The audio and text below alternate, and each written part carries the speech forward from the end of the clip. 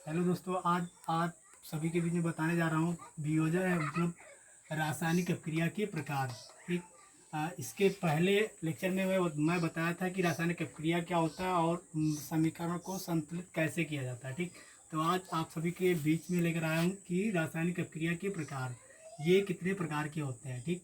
तो ये निम्नलिखित प्रकार के होते हैं जिसमें आप सभी को बताने जा रहा हूँ ये कितने और कौन कौन सी अपक्रियाएँ हैं जो यहाँ पर दिए गए हैं। ठीक। तो सबसे पहले हम देखते हैं यहाँ पर क्या दिया गया, योगात्मक अपक्रिया। योगात्मक अपक्रिया वह अपक्रिया जिनमें दो या दो से अधिक पदार्थ संयोग करके, जिसमें दो या दो से अधिक पदार्थ संयोग करके बनाते हैं, संयोग करके एक पदार्थ बनाते हैं। ठीक। संयोग करके एक पदार्थ बनाते हैं, संयोग करके एक पदार्थ बनाते हैं, योगात्मक अपक्रिया कहलाते हैं। जैसे आपका दिया गया है कि S+O2, S यानी कि सल्फर और O2 यानी कि ऑक्सीजन, ये दोनों जब संयोग किया तो क्या बनाया, SO2, जो क्या है सल्फर डाइऑक्साइड है। ठीक। तो अब इसके आगे बढ़ते हैं और दूसरा देखते हैं ये क्या है। ये आपका दिया गया प्रतिस्थापन अपक्रिया। प्रतिस्थापन अपक्रिया मतलब हम जानते हैं कि वो स्थापित होता है किसी दूसरे पदार्थ में से। ठीक।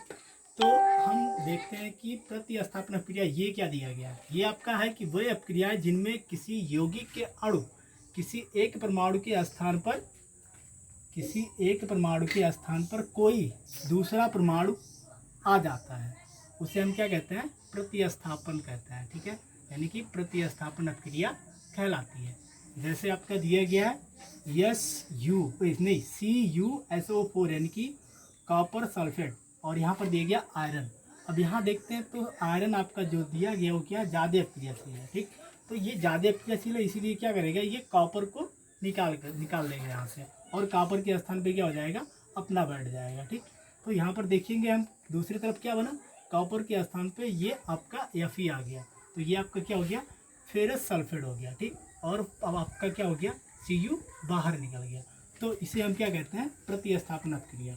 अब इसके आगे बढ़ते हैं और यहाँ पर देखते हैं क्या दिया गया, तीसरा अनुत्क्रमणीय अपक्रिया। अनुत्क्रमणीय अपक्रिया वह अपक्रिया होती हैं जो केवल एक ही दिशा में संपन्न हो सकती है। ठीक। मतलब ये आपका केवल एक ही दिशा में होता है, दोनों दिशा में नहीं होता, उसे हम क्या कहते हैं, अनुत्क्रमणीय अपक्रिया कहते हैं। ठीक है। जैसे आपका दिया गया Na और क्या दिया गया H2O, सोडियम और जल। ये सोडियम और जल दोनों क्या होता है, जब दोनों संयोग किए तो देखिए ये क्या बना आपका NaOH, ये आपका हो गया सोडियम हाइड्रोक्साइड, और ये आपका हाइड्रोजन क्या हो गया, बाहर निकल गया। ठीक। जो आपका ये क्या है, गैस है, ये क्या हो गया, गैस के रूप में बाहर निकल गया। ठीक।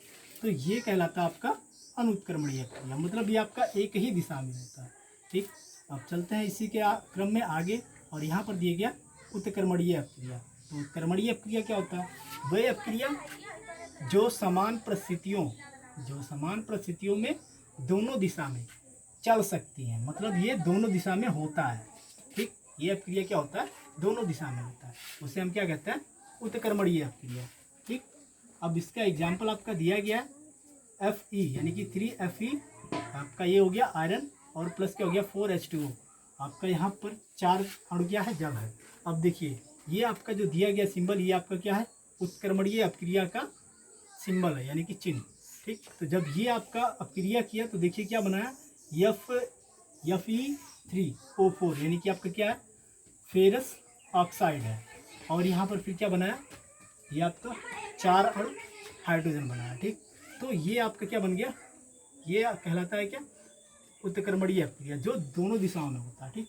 अब इसके बाद में हम आगे बढ़ते हैं इसी क्रम में, और यहाँ पर दिया गया अपघटन अपक्रिया।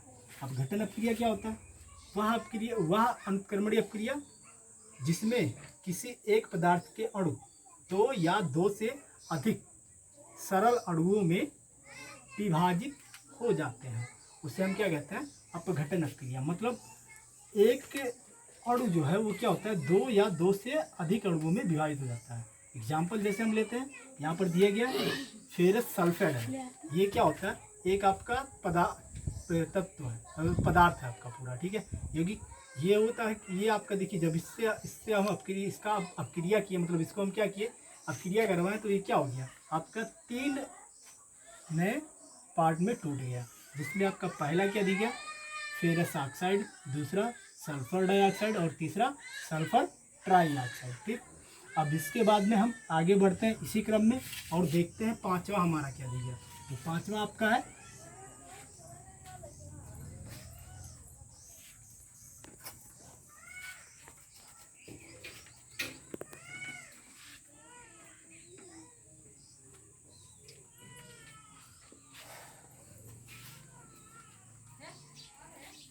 इसी क्रम में हम आगे बढ़ते हैं और पांचवा देखते हैं। यहाँ पर आपका क्या दिख गया, वियोजन अपक्रिया। छठवां, छठवां क्या है, वियोजन अपक्रिया। वियोजन अपक्रिया।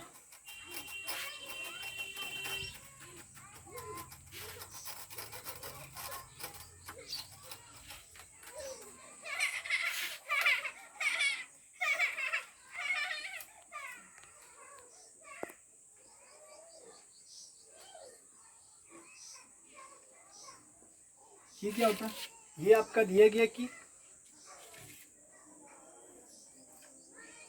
ये आपका वह उत्क्रमणीय अपक्रिया है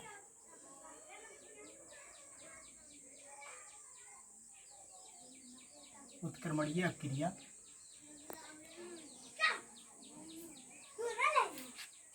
जिसमें किसी पदार्थ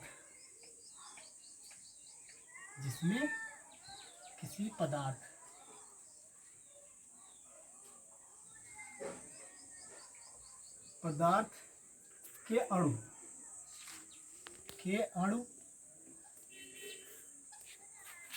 दो या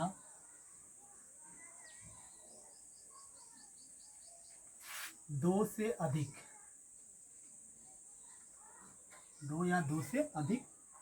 सरल अणुओं में विभाजित हो जाते हैं। सरल अणुओं में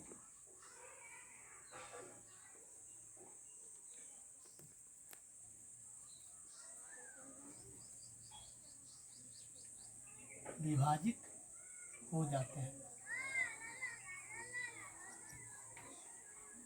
ठीक, वियोजन अपक्रिया कहलाता है।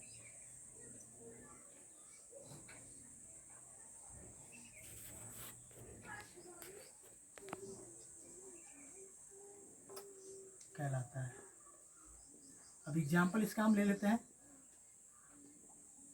जैसे आपका दिया गया PCl5 यानी कि फास्फोरस पेंटाक्लोराइड। ये क्या है, फास्फोरस पेंटाक्लोराइड। अब इसको हम क्या किए हैं, ये आपका देखिए ये है उत्क्रमणीय अपक्रिया। तो उत्क्रमणीय अपक्रिया जानते हैं जो दोनों दिशाओं में संपन्न होती है। ठीक है, ये आपका दोनों दिशाओं में। ठीक, अब जब इसको हम अपक्रिया करवाएं तो ये क्या बना, ये आपका बन गया PCl3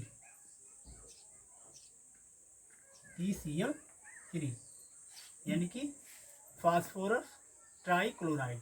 और फिर क्या बन गया Cl2 जो क्या हो गया गैस के रूप में निकल गया, क्लोरीन गैस। ठीक, तो ये अपक्रिया क्या, ये